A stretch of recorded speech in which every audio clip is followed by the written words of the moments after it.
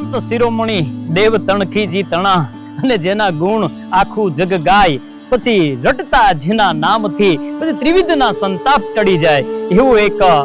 સંત તત્વનો એક બિંદુ જ્યારે પોરબંદરની ધરા ઉપર પ્રાગટ્ય થયું હશે. અને એ દિવસ દરેક સંત સમાજ માટે અને દિવસ દરેક સનાતનીઓ માટે ખરેખર કેટલો સોનાનો સૂરજ જાણે એ દિવસે આ ધરા ઉપર ઉગ્યો હશે. એવા જ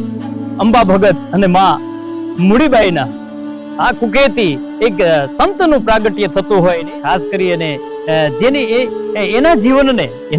સ્પર્શ કરતી, સંતને સ્પર્શ કરતી, જ્યારે સર્વ સમાજને સ્પર્શ કરતી અને ખરેખર જેનાથી આખી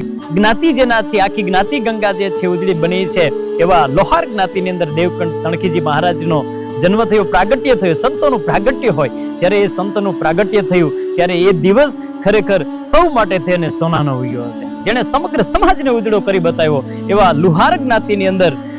સંત શિરોમણી દેવ તણખીજી મહારાજનું પ્રાગટ્ય થયું. અને ખાસ કરી અને થોડો સમય વીતા અને પછી આપણા દેવ તણખીજી મહારાજ જેણે પોરબંદર છોડી અને મજેવડી ગામની અંદર જાય છે. જુનાગઢની બાજુમાં મજેવડી ગામ અને ગરવા ગિરનારની ગોદ, જ્યાં સાધુતા છે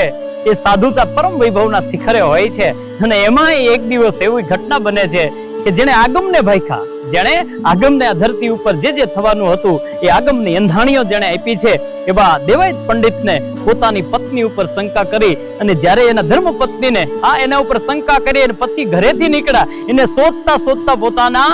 ભક્તો સાથે એ જે દિવસ જુનાગઢના પાદરમાંથી જુનાગઢમાંથી નીકળે છે, મજેવડીની બાજુમાંથી નીકળે છે અને બરાબર ગાડાનો ધરો એ દેવાયત પંડિતના ગાડાનો ધરો ભાંગે છે. અને તે દિવસે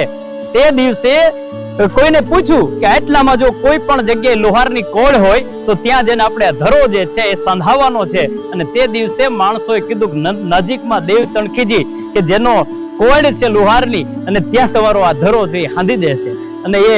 દેવાયત પંડિત અને એના માણસો જ્યારે ત્યાં આવે છે, દેવ તણખીજી મહારાજ જે છે એ પોતાના કોળની અંદર પોતાની મઢુડી જે બનાવી છે એની અંદર બેઠા હોય છે. અને એવામાં જે માણસો જે છે એ ત્યાં આવી અને દેવ તણખીજી મહારાજને એમ કે છે કે દેવાયત પંડિત જે છે એ પોતાના ઘરનાને, પોતાના પત્નીને, પોતાના ધર્મ પત્નીને ગોતતા અહીંયા મજેવડી આવ્યા છે અને એનો ગાડાનો ધરો ભાંગી ગયો છે, જેનો ગાડાનો ધરો આપ સાંધી આપો. અને તે દિવસે દેવ તણખીજી મહારાજ એ દેવાયત પંડિતના માણસોને કહે છે કે આજના દિવસે મારી ભઠ્ઠી જે છે ને એમાં આગ નહીં પ્રજ્વલિત થાય, આજના દિવસે હું આગ નહીં પ્રજ્વલાવું, આજ એને પ્રજ્વલિત નહીં થાય,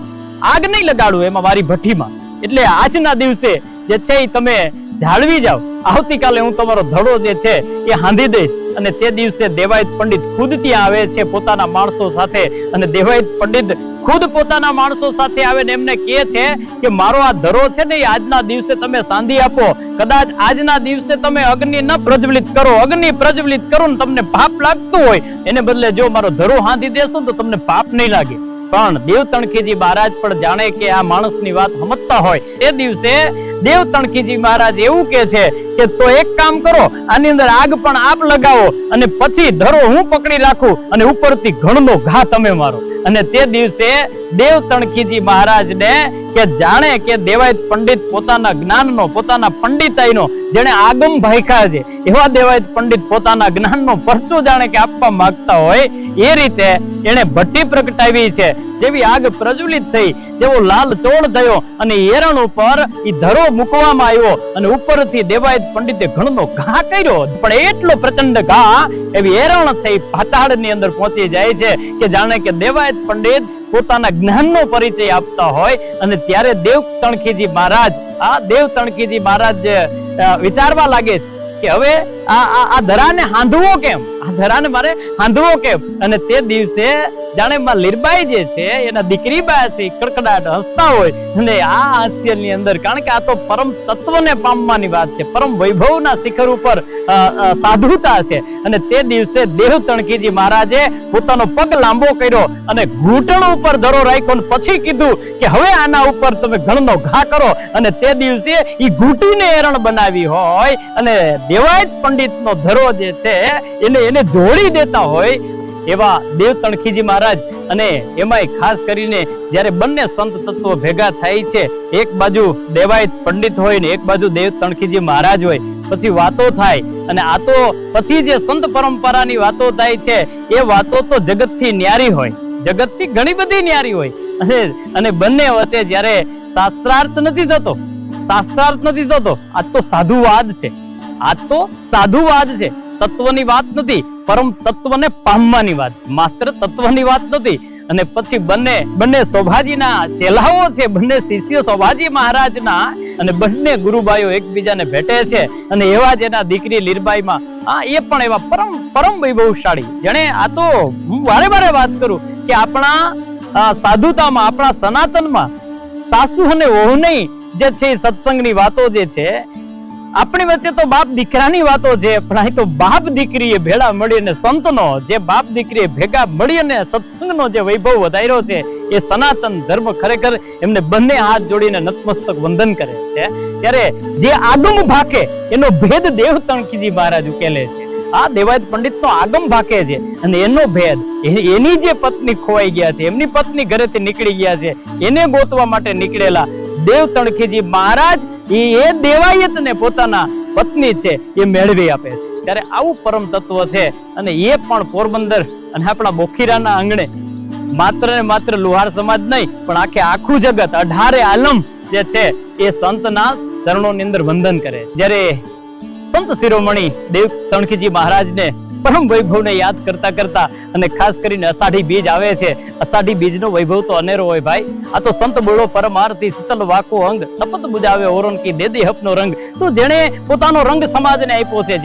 જેણે ભક્તિ અને આરાધના સમાજને આપી છે, જેણે પોતાની સમાધિને જાગૃત કરવા માટે થઈ અને સ્વપ્નમાં ન કેવળ આપણા ભક્તોના સ્વપ્નમાં, જેવો નવાબના સ્વપ્નમાં પણ જઈ અને પોતાને જાગૃત કરવા માટે થઈ અને આખા જગતને જોડે છે, એવા સંત પરંપરાનું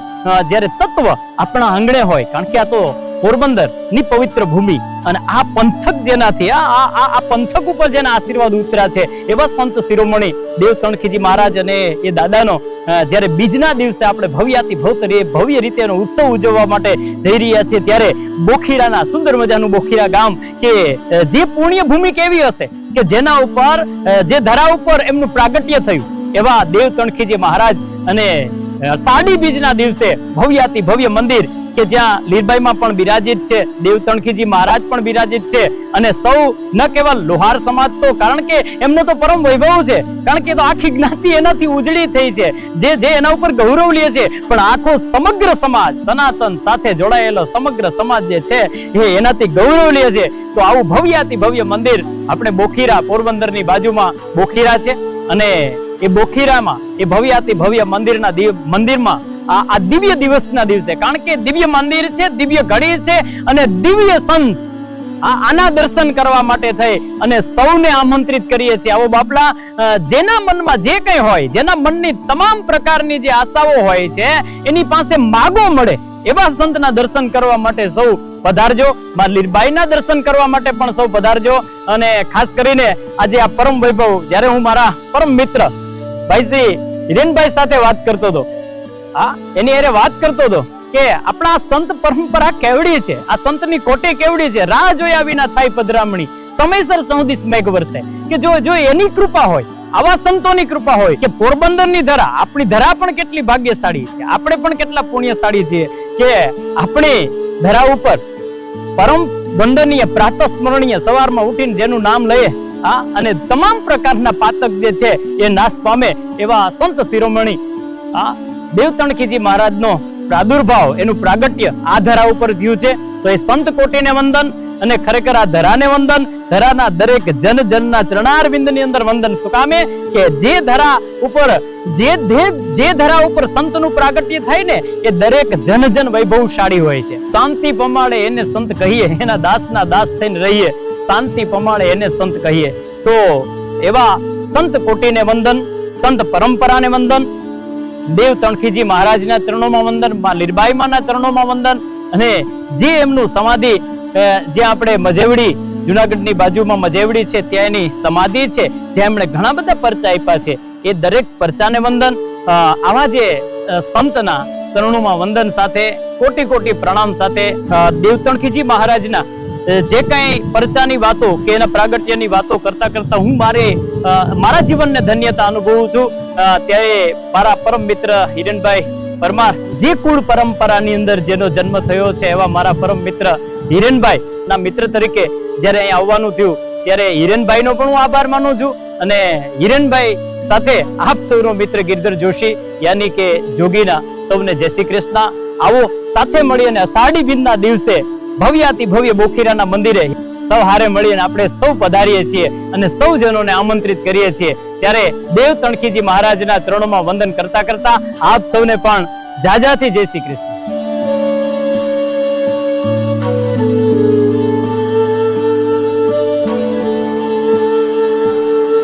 Thank you.